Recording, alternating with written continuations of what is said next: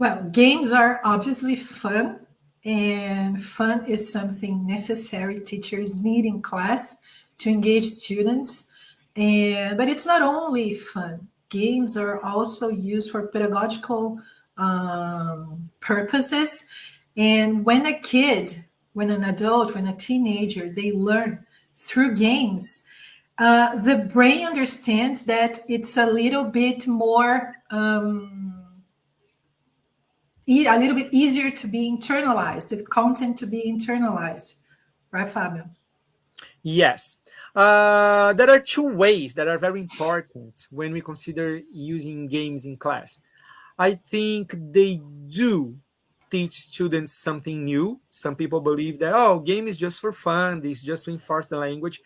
I think that they can also reinforce a language, reinforce content, reinforce vocabulary, having students practicing what they had learned, but they can actually teach something new. There are many, many things that students can learn from games. Since the procedures, the language that we use in games, uh, the step by step on how to play a game, but also new words, new expressions.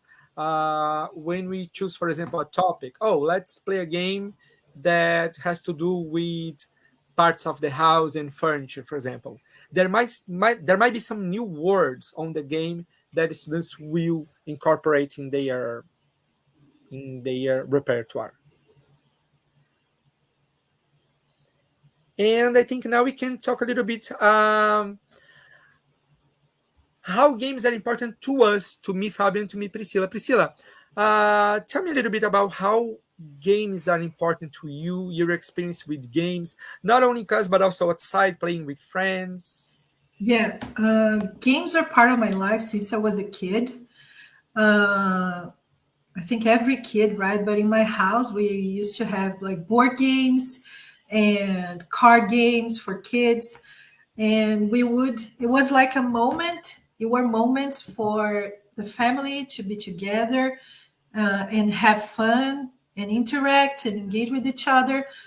When I started growing up, it was the same situation, but with friends from school first, and then friends all over. And not only board games and, like um, games that are physical, but also video games. I've always loved video games, and I still play video games. And it's fun because when I start a new group, a new semester with a new class, we always talk to students about our favorite things to do. When I tell them, especially kids, that I like video games, their faces go like, "What?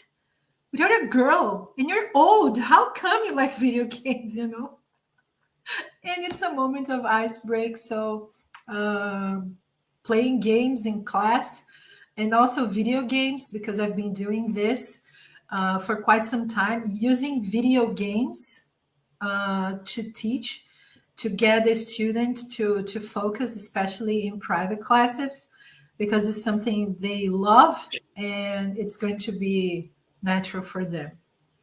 Motivation. Yeah, and I think I share the same feeling with Pri. When I was a kid, I used to love playing games. Um, Also video games, but I really liked the board games, the card games, the games that we used to play among us friends, for example, like guess the word and try not to repeat the word, those types of games.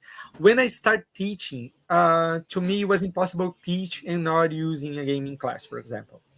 Um, a few years ago, I started to enjoy buying games. So there was a moment that I started to buy board games, card games, and start using them with my students as well. Me and Priscilla, there were some moments that we used to go out with our friends. We used to play lots of games together and have a lot of fun. Um, Even in English, sometimes we would use Portuguese, sometimes we would use English because we have some friends that are native speakers. And I can tell you, the moment we stop everything and play a game, everything changes. We feel more relaxed. We feel more. not judged anymore, so we can make mistakes, we can say things wrong. We are there as a community, and this community of people that play games together is the same feeling that we want here at Go, right, Priscilla? Yeah, totally.